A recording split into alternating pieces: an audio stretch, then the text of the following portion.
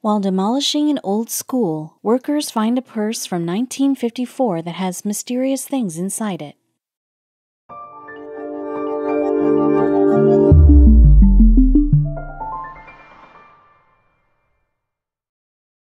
But before we start, please make sure to subscribe to m&rtv and hit the bell so you never miss any upload from us. Also, leave a like right now. There's hardly ever a day in our life that passes by without reminiscing the memories of the past. Each one of us has a bundle of memories that we take along, no matter where we are or how old we are. And one of the most beautiful phases of our lives that has given us countless memories is the school days. But have you ever imagined a memory changing your life forever? The moment has already been lived, and it has already passed by, yet it is going to change two lives all the way from 1955 to 2019. In January of 2019, construction laborers had been hired to dismantle the Jefferson High School school structure, which had been standing still since 1913 on the corner of Meigs and Court Avenues. And what the labor found while working in the school building was going to change two lives forever. The Greater Clark County Schools District in Indiana runs around 20 educational institutions and has 10,500 pupils as part of the establishment. Jefferson High School had also been a part of the Greater Clark County Schools. The school had been one of the oldest schools of the district and used to be proud of its cutting-edge ways and approaches to teaching, but now the school was going to be shut down and an establishment was to be formed. Since 1913, the Jeffersonville School had been a prominent school in the district and had undergone a lot of changes ever since. For instance, in the 1940s, African American students' integration happened, but even among so many changes, there was one thing that was still there and never went missing. The buildings of Jeffersonville School had been through a lot. A lot of memories must have been made by numerous students of the school. But now it was time for a new premises to be built in its place. Although the school campus had originally shut its doors in 1971, students were taught in the East End district until recently. When the dismantling of the Jeffersonville High School structure began, a lot of people who had been associated with the school felt like the building professionals were taking away a part of the history of the local district. That is how significant the school was, and its significance was soon going to increase with the discovery of a treasure. While starting the task of breaking down the school buildings, the workers were unaware of what they were going to discover from the premises. Among the ruins of the building, they would find something vintage that would change lives. On one morning of January 2019, when the workers were halfway done breaking down the school building, they were to take down the science room of the school. The day had been like any other ordinary day for them, until the first task in order to start dismantling the room was to take out the furniture that filled the room. And while doing that, one of the workers noticed that something was sparkling in a corner, and that is when he reached it. As soon as the worker saw the unusual sparkling object, he ran towards it, but he was unaware at the time that what he had found would be the start of an incredible story. It was a small black purse, and what was inside it was going to change everything. All the workers gathered together when they saw that a purse had been found. It could have had anything in it. As much as they wanted to open it and see what was inside it, they also had doubts if that would be the right thing to do or not. After their curiosity won, the workers decided to open the purse and look at what was inside it. The purse had several everyday items that made clear that the purse belonged to a woman who had been a part of the school once. The one thing that even the workers were confused about when they saw the purse was a letter inside it. The paper that the letter was written on made it seem like the letter was written years ago. Did the workers open the letter or not?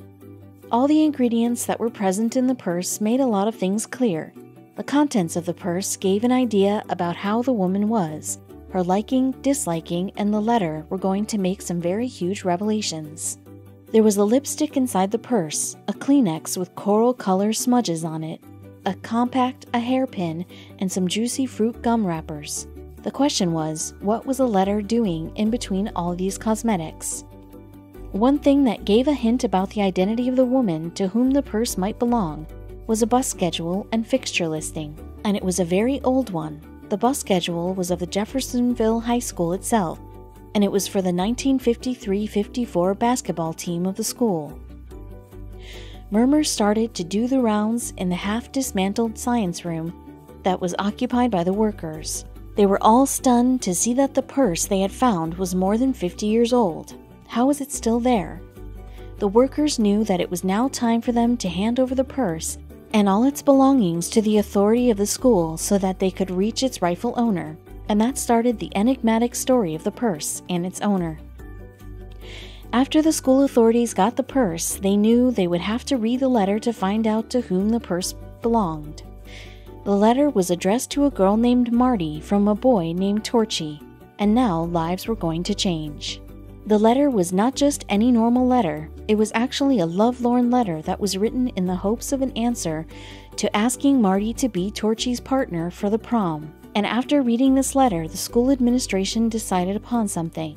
After reading the letter, you would know that Torchy was a true gentleman, and Marty, on the other hand, was actually liked by a lot of boys in her time.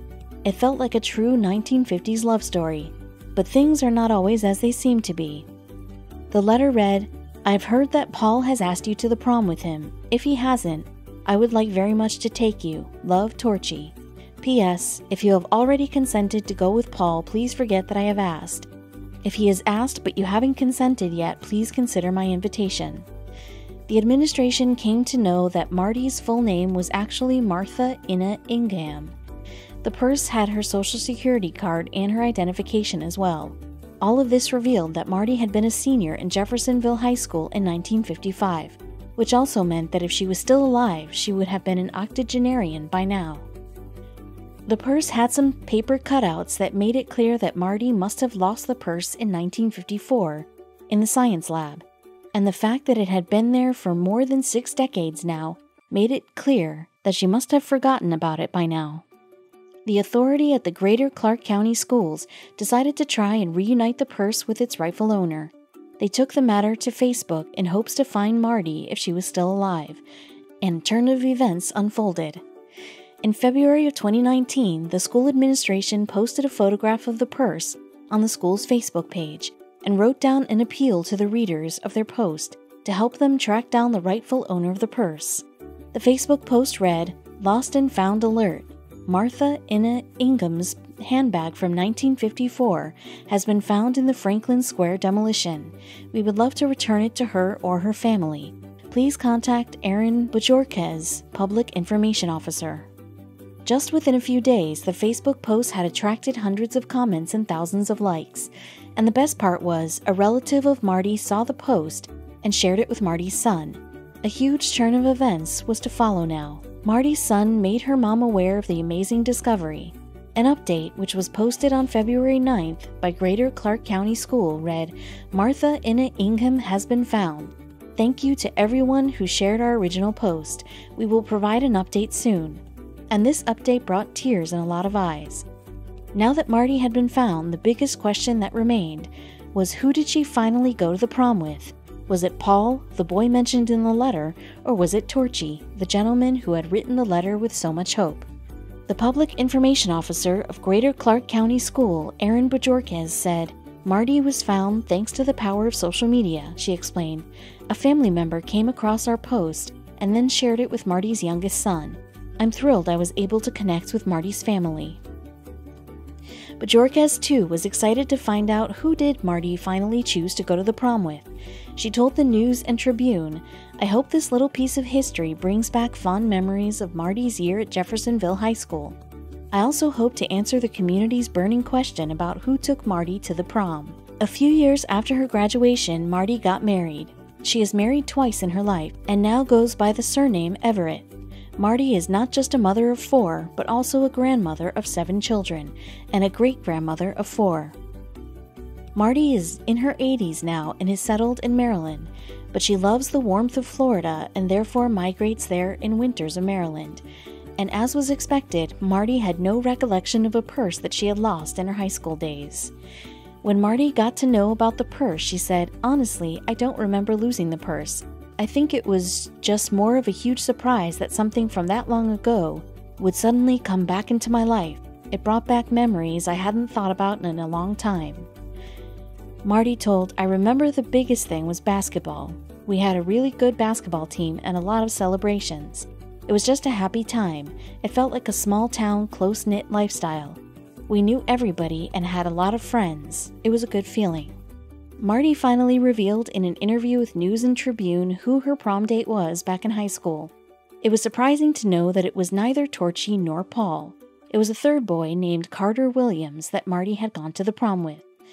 Yes, there was a second letter in Marty's purse, and it was from none other than Carter Williams. It read, "Dear Marty, Bobby and I aren't going back together.